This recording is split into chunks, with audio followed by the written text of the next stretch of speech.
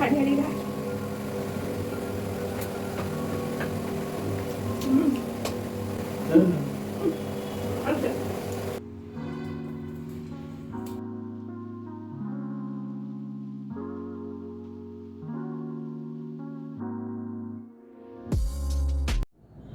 Everyone नमस्कार खुलुमबाई जनालो सकलोके जोवाकालिर भिडिओटी share करिलो आपनालोकर माजत আজি जेहेतु जोवाकाली सानडे आसिल हुई उठिए गा पा धुई फ्रेश হৈ ললো এয়া হাজবেণ্ডে কৰি লৈ আনিলে গৈ বজাৰ আৰু এয়া হৈছে ছাতৰ ওপৰতে খেতি কৰা একদম ফ্ৰেছ শাক মাইকেলদাই ৰাতিপুৱাই ছিঙি দিলে ময়ো ৰাতিপুৱাই পৰিষ্কাৰকৈ ধুই লৈ এইখিনি বইল কৰি খাও বুলি বইল কৰি আছো খিনিত আছিল বক্সৈ লাই পাত আৰু মুলাৰ পাত নহৰু দুই ফুটা এটা জলকীয়া সোৱাদ মতে নিমখ আৰু পানী দি বইল কৰি লৈ পিটিকা ভাতেৰে এইখিনি খালো বৰ ভাল লাগিল এতিয়া হৈ গল দুপৰীয়াৰ ভাত বনোৱাৰ সময় আজি পিছে হাঁহ আৰু কোমোৰা বনিব কিন্তু মই আজি নবনাও আজি বনাব হাজবেণ্ডে সেইকাৰণে মই গুটেবোৰ যোগাৰ কৰি দিছো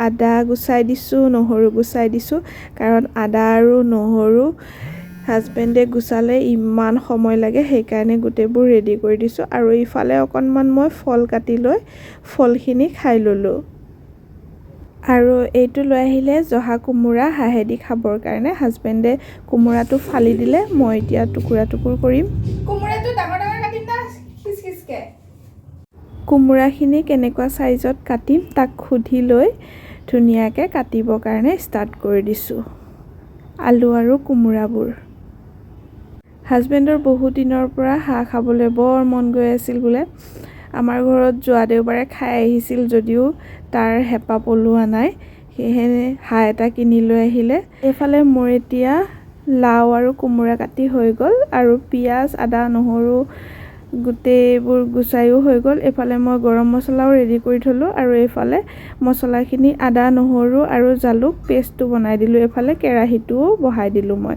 কিন্তু আমাৰ হাঁহ কাটি এতিয়াও হোৱাই নাই জিবু ভাইটিয়ে হাঁহ কাটি আছে এফালে ফাইনালি হাঁহখিনি কটা বছা হৈ গল ধুনিয়া পৰিষ্কাৰকে এয়া মই মাংসখিনি লৈ আহিলো ভিতৰলে হাজবেণ্ডে বনাম বুলি কৈছিল কিন্তু সি গা ধুই জাস্ট বাথৰুমৰ পৰা ওলাই ধূপ লগাই আছে সেইকাৰণে মই তেলখিনি দি শুকান জলকীয়া তেজপাত গৰম মছলা গোটা গৰম মছলা আৰু গোটা জিৰা আৰু পিয়াজখিনি কেৰাহীত দি দিলো তাৰ পিছতে সি আহি উপস্থিত হাঁহ আৰু কোমোৰা খাবৰ কাৰণে হাজবেণ্ডৰ ইমান মানে হেপা হৈ আছিল যে সি নিজৰ হাতেৰে বৰ তৃপ্তিৰে বৰ ধুনীয়াকৈ এসাঁজ বনাই খাম বুলি ভাবি আছিল কিন্তু পিছে কি হ'ল জানেনে হাঁহটো যে একদমে ভাল নহয় হাঁহটো একদম শুকাই যোৱা হাঁহ আছিল তেল চেল যে একোৱে নাই হাঁহটো হাজবেণ্ডে হাঁহ কিনিব নেজানিলে একদম শুকাই যোৱা হাঁহ এটা কিনি লৈ আহিলে উপায় নাই আৰু তাকে বনাই খাব লাগিব যিহেতু লৈ আহিলেই যিহেতু আৰু বনাই আছে তাক মই এখন হাতেৰে লাৰিবলৈ দিলো সি এখন হাতেৰে লাৰিবই জানা নাই সেইখনে বোলে ভাল তাৰ কাৰণে পিছে হাঁহ মাংসখিনি সোৱাদ কিদৰে হ'ল জনাম বাৰু আপোনালোকে ভিডিঅ'টো চাই গৈ থাকক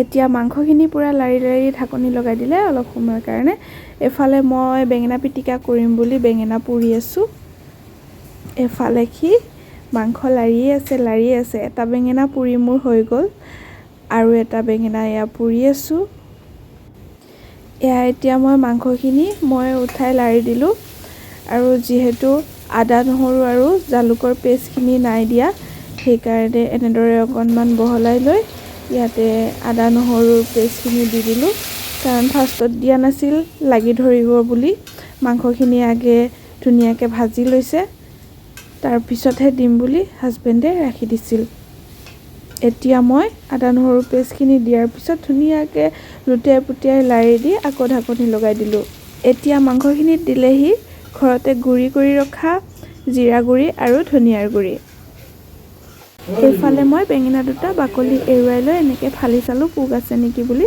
আৰু এইফালে হাজবেণ্ডে কোমোৰা আৰু আলুখিনিও মাংসখিনিত দি দিলে।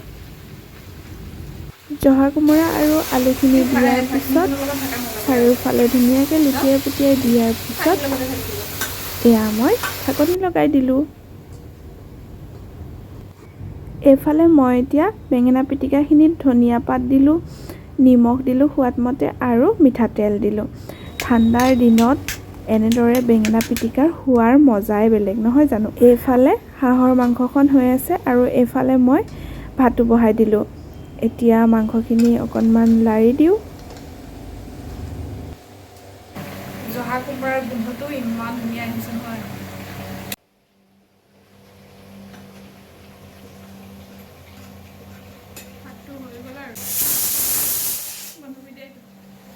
এইফালে এতিয়া ভাত হৈ গ'ল ৰেডি আৰু হাজবেণ্ডে এতিয়া দিব ওলাইছে ঘৰতে গুড়ি কৰি ৰখা গৰম মছলা পাউডাৰ।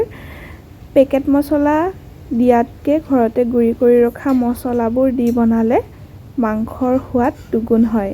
আৰু আমি পেকেট মছলা ব্যৱহাৰ নকৰোঁ বাৰু, সেইকাৰণে মই ঘৰতে গোটা ধনিয়া গোটা জিৰা আনি গুড়ি কৰি ৰাখোঁ আৰু গৰম মছলাও গুড়ি কৰি ৰাখোঁ। এইফালে এতিয়া কেইডোখৰমান মাংস উলিয়াই দিলে হাজবেণ্ডে নিমখৰ পৰিমাণটো চাবৰ কাৰণে আৰু লগতে সিজিছেনে নাই চাবৰ কাৰণে। মইতো ৰখিয়ে আছিলোঁ বহুত সময়ৰ পৰা কেতিয়া দিবকৈ।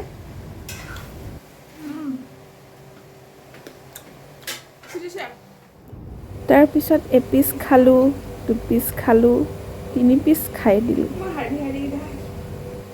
খাই পিছে ইমান বেছি বেয়া লগা নাছিলে যদিও হাতটোৰ তেল নাই।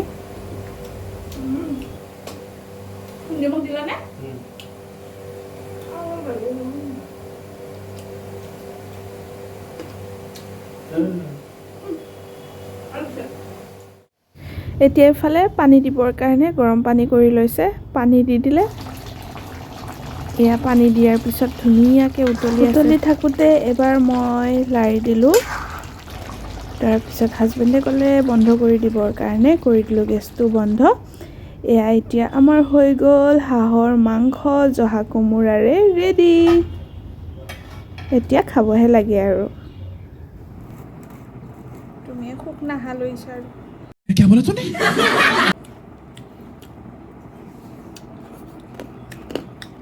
এয়া এতিয়া ছানডে বুলি ছানডেৰ ভাত সাজ তৃপ্তিৰে খালোঁ। খাই বাৰু ইমান বেছি বেয়াও লগা নাছিল, ইমান বেছি ভালো লগা নাছিল, খাব পাৰি আৰু মোটামুটি। আৰু ৰাতিপুৱাৰে শাক বইল অলপ আছিল, সেইখিনিও মই লৈ লৈছোঁ আৰু লগতে বেঙেনা পিটিকা বৰ সোৱাদ।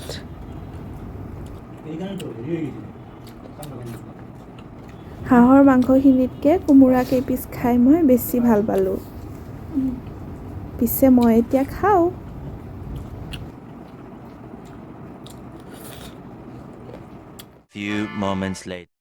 এয়া এতিয়া ক'ত আহি পালোঁ জানেনে?